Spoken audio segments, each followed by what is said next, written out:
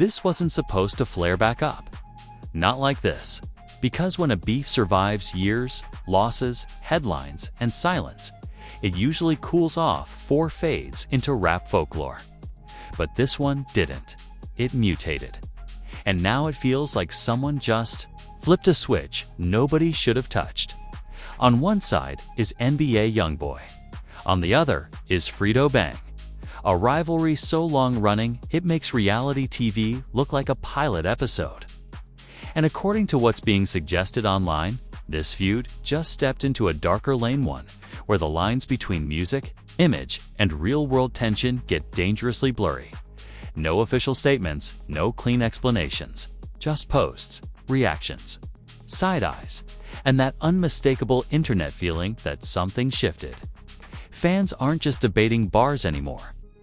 They're debating intent, timing, meaning the kind of debates that pop up right before things spiral. Because when silence replaces diss tracks, people get nervous. When memes turn into warnings, timelines stop laughing. And when years of tension resurface all at once, it stops feeling like promo and starts feeling personal. Is this calculated escalation? A message being sent without saying a word? Or the calm before something nobody wants to see play out? Because when a beef reaches this stage, it's no longer about who wins the argument. This feud didn't start with music. That's the part people forget when they try to reduce it to diss tracks and captions. Long before timelines started keeping score, this rivalry was already loaded with history, proximity, and unresolved tension that never really cooled. And when beef like that goes quiet, it doesn't disappear. It waits. On one side sits NBA YoungBoy, a figure whose career has always moved like a storm system, unpredictable, powerful, and loud enough to pull everything nearby into orbit. On the other side is Fredo Bang, whose rise has been shaped in the shadow of that same storm, whether he wanted it that way or not. Same city, same circles, same environment, different lanes. And when paths overlap in places like that, competition turns personal fast. For years, the tension simmered through subtweets, interviews, and moments fans swore were just coincidence. Collaborations with opposing affiliates. Lyrics that felt a little too specific to ignore. Silence that said more than any verse ever could. This wasn't loud beef. It was cold beef. The kind that lives off implication and proximity rather than direct confrontation. What made this rivalry different from the start was how much wasn't said. No clear origin story laid out in neat bullet points. No single diss that kicked it all off. Instead, it felt like two narratives growing side by side, both aware of each other, both refusing to acknowledge it directly. And that kind of tension ages badly. It doesn't get resolved by time. It gets sharpened by it. Fans tried to track it like a puzzle. They connected dots that might have never been meant to connect. They replayed old clips, analyzed body language, dissected lyrics like forensic evidence. Sometimes they reached. Sometimes they hit something real. But the point wasn't whether every theory was accurate. The point was that the rivalry felt alive, even when nothing was happening publicly. Then came the moments that reignited it. Not one big explosion, but a series of sparks. A post here, a reaction there. Affiliations shifting. Silence where there used to be noise. And that's when the tone changed. Because when a feud that's been dormant suddenly shows signs of movement, people don't assume it's random. They assume it's intentional. What fans noticed immediately was the timing. This resurgence didn't happen during album promo cycles or obvious rollout windows. It didn't feel like marketing. It felt like something bubbling up outside the usual industry playbook. And when drama doesn't align with promo schedules, it makes people nervous. Because then it's not business. It's personal. The first reactions split fast. Some fans dismissed it as recycled tension, the kind of thing that flares up every few years and then fades again. Others said this time felt different, heavier, less playful, less coded. They pointed to tone, not content, energy, not evidence. And in rap culture, energy is often treated like evidence. Social media amplified everything, as it always does. Jokes turned into warnings. Memes turned into concern. The laughter had an edge this time. People weren't just debating who had better bars. They were debating what certain moves meant, whether something was a message, whether someone was testing boundaries, whether silence was more dangerous than a diss. The history between these camps made that speculation unavoidable. When you share geography, history, and overlapping circles, there's always more beneath the surface than what gets said publicly. And both sides have spent years navigating that reality without fully addressing it. That kind of unresolved tension doesn't dissolve. It compounds. What added to the unease was how both artists have evolved. Neither is in the same place they were when this rivalry first took shape. Careers have grown, stakes have changed. Public scrutiny is heavier. And with that growth comes pressure, just to perform, but to respond. When fans expect reaction, silence becomes an action of its own. There were no official statements to anchor the narrative. No clear explanation to slow things down, just fragments. Clips without captions. Posts without context. The kind of digital breadcrumbs that invite interpretation instead of clarity. And once interpretation takes over, the story stops belonging to the people involved. It belongs to the crowd. That's when the sarcasm online started sharpening into anxiety. People joked about how this beef refuses to die, how it's like a horror movie villain that keeps standing back up, but behind. The jokes was a real concern, because everyone watching understands how quickly things can escalate when perception outpaces intention. The problem with long-standing beef is that it carries memory. Every new move gets filtered through years of history. Even neutral actions get interpreted as provocations. Even coincidences feel calculated. And when both sides know that the audience is watching for signs, every move becomes loaded, whether it was meant to be or not. What fans kept saying over and over was that this chapter feels different, not louder, not messier, just darker, more restrained. And restraint in this context doesn't feel like peace. It feels like control being tested, like messages being sent without sound. The music itself became secondary. Lyrics were parsed less for insults and more for tone. Delivery mattered more than words. Pauses mattered more than punchlines. The absence of direct confrontation made everything feel heavier, not lighter. Because directness gives closure, ambiguity keeps wounds open. By the end of this phase, the narrative had fully shifted. This wasn't framed as a comeback of an old rivalry. It was framed as a progression. It's a new chapter in something that never truly ended. And that framing changed how people watched everything that followed. No one was asking who won anymore. They were asking what happens next. Whether this stays in the realm of perception and symbolism, or whether it crosses into something harder to walk back. When fans stop cheering and start bracing, you know the tone has changed. This wasn't the explosion. This was the pressure, building before it. Because when a feud survives time, silence, and evolution, the next turn is never small. And whatever comes next doesn't just affect reputations. It reshapes how everything that came before gets remembered. Once the spark caught, the internet did what it always does best. It poured gasoline and called it commentary. This is the phase where a rivalry stops being about artists and starts being about interpretation. Every move becomes a message. Every pause becomes a threat. And the crowd, armed with screenshots and theories, decides what everything means before anyone involved says a word. What escalated this chapter wasn't a diss track or a headline-grabbing interview. It was timing. Fans noticed the alignment of posts, appearances, and absences that felt too synchronized to be random. When NBA YoungBoy went quiet at the exact moment people expected noise, speculation exploded.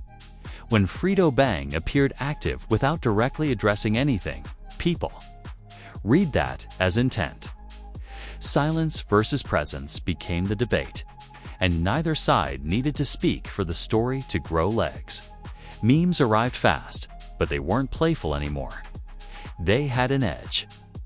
Jokes comparing the feud to a pressure cooker with the lid screwed on two tight posts, saying, "This isn't promo energy." Others warning, "This is how things spiral." Humor shifted from entertainment to commentary. And that's usually the moment when people sense a line approaching. Reaction channels split into camps, each one claiming clarity while disagreeing on everything. Some argued this was strategic. Restraint, both sides choosing not to escalate publicly because the stakes are higher now. Others insisted restraint is exactly what makes it dangerous. When people stop yelling and start moving quietly, the tension feels heavier. Loud beef burns out. Quiet beef lingers. Celebrity reactions didn't come as statements. They came as vibes, subtle likes, carefully worded posts about peace, growth, or protecting energy. Nobody named names, but nobody had. 2. The timing spoke loudly enough. When adjacent figures start signaling caution, fans don't hear advice, they hear warning sirens.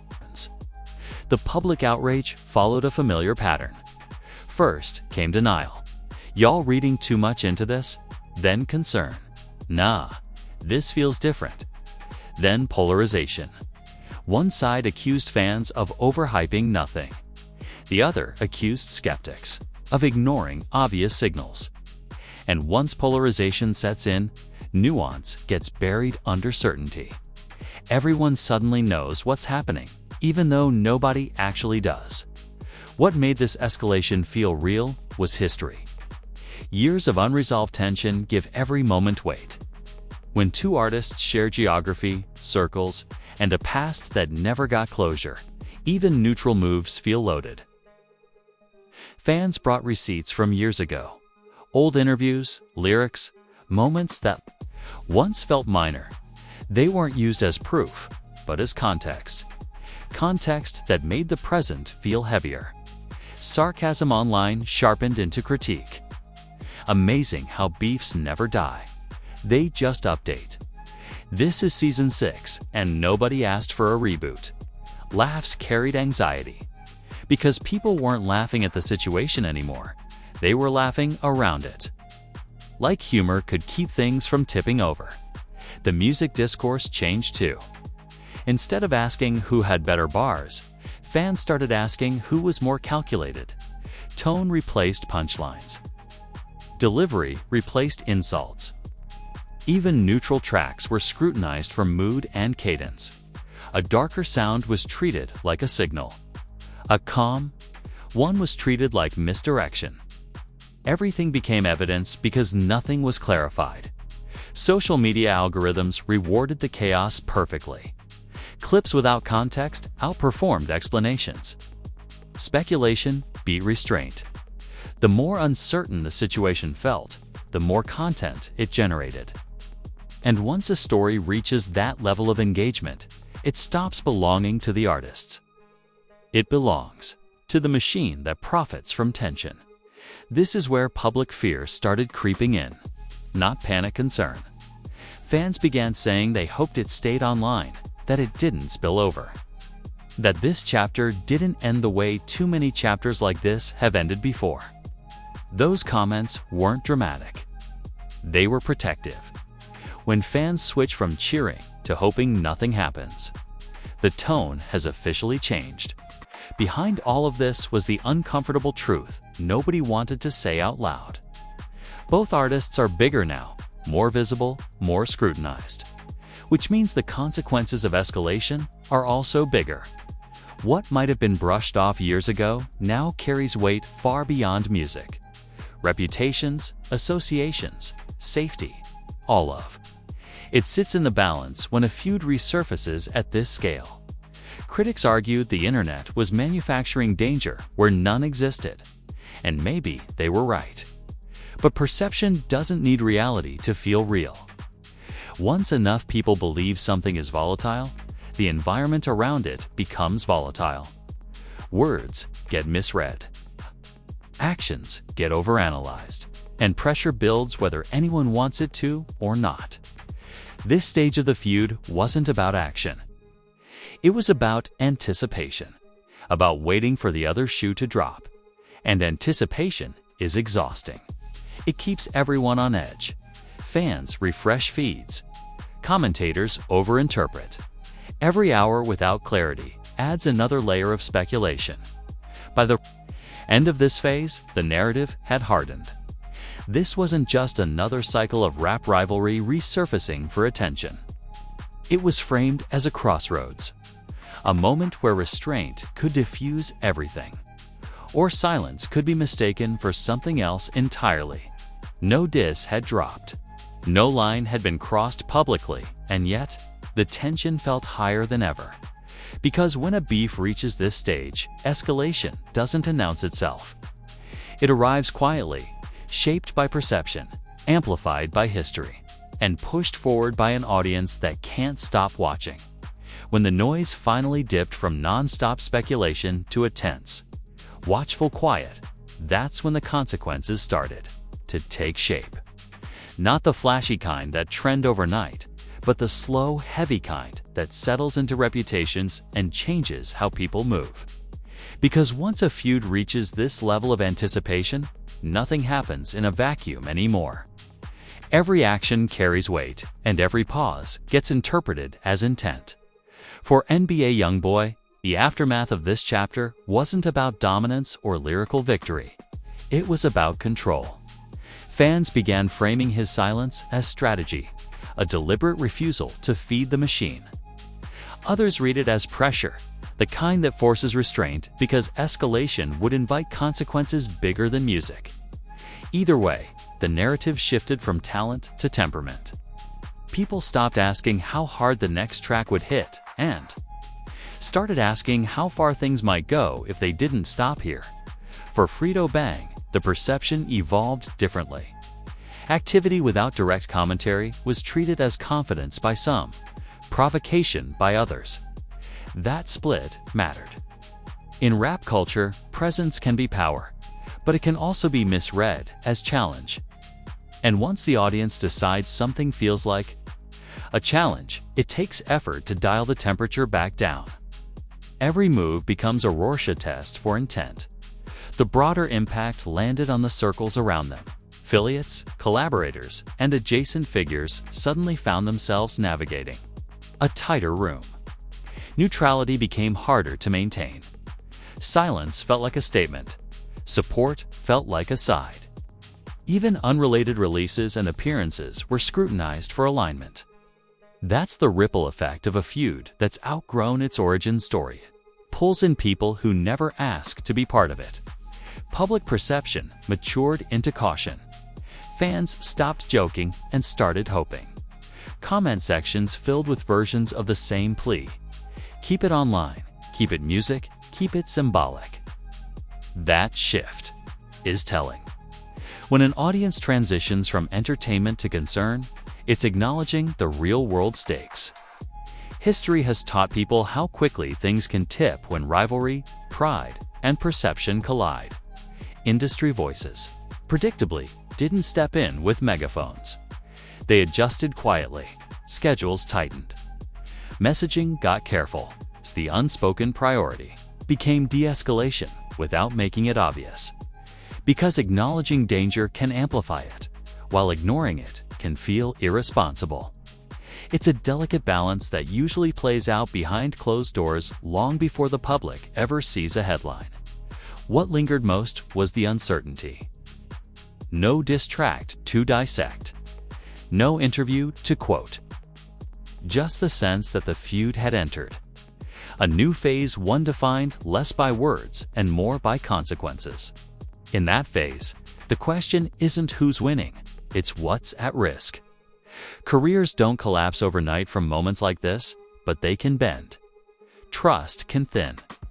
Opportunities can arrive with conditions attached. The internet, as always, tried to move on. New stories popped up. New beefs sparked. But this one didn't fully leave the timeline. It became a background hum, a reference point people returned to whenever a new post or appearance surfaced. That persistence is its own kind of power. It keeps pressure alive even in the absence of action. What this chapter ultimately revealed is how modern feuds evolve. They don't need constant noise to stay dangerous. They thrive on implication, history, and audience anticipation. The crowd becomes both witness and accelerant, interpreting silence as meaning and coincidence as message. In that environment, restraint is hard, but escalation is irreversible. No one can say how this ends, and that's the point. The darkest turns aren't announced, they're felt. They show up as shifts in tone, posture, and expectation. They change how people read the same information they've seen before. And once that change happens, going back to just rap beef isn't simple. This chapter didn't close a book. It underlined a sentence and left the page open. Because when a rivalry survives time, evolution, and silence, the next move matters more than all the previous ones combined. And until that move happens, where doesn't the tension remains? If you're still here, don't lie, this wasn't just rap drama for you. This was one of those stories that makes you pause the video, look at the screen, and say, yeah, this feels heavier than music. Because when a beef reaches this stage, it's no longer about bars or bragging rights. It's about consequences, perception, and how quickly things can shift when silence replaces noise. So let's speak the algorithm's language real quick. Smash that like button like this beef just crossed from entertainment into real tension. Don't tap it politely, hit it like the internet hit this story fast, loud, and without warning. Likes tell the system this isn't just another headline. It's a conversation people actually care about. Now head straight to the comments, because that's where the real discussion lives. Do you think this rivalry is being overanalyzed? Or does it genuinely feel different this time? Is restraint the smartest move? Or does silence just make things more dangerous? And most importantly, should rap beef stay symbolic? Or has the line already been pushed too far? Say it with your chest. Agree, disagree, debate it out. Just don't sit this one out. And if you're watching without subscribing, that's risky behavior. Hit subscribe like you're choosing context over chaos. Because on this channel, we don't just react to what's trending. We break down why it feels the way it does and what it could turn into next. Turn on notifications too, because stories like this don't give warning shots. 1 minute, it's quiet. The next minute, everyone's asking how it escalated so fast. Don't hear about it late. Hear it here first. Remember, not every beef explodes. But the quiet ones are usually the ones to watch. This is Rap Truth, where the tension gets analyzed, the narratives get unpacked, and nothing is ever just music. Just music.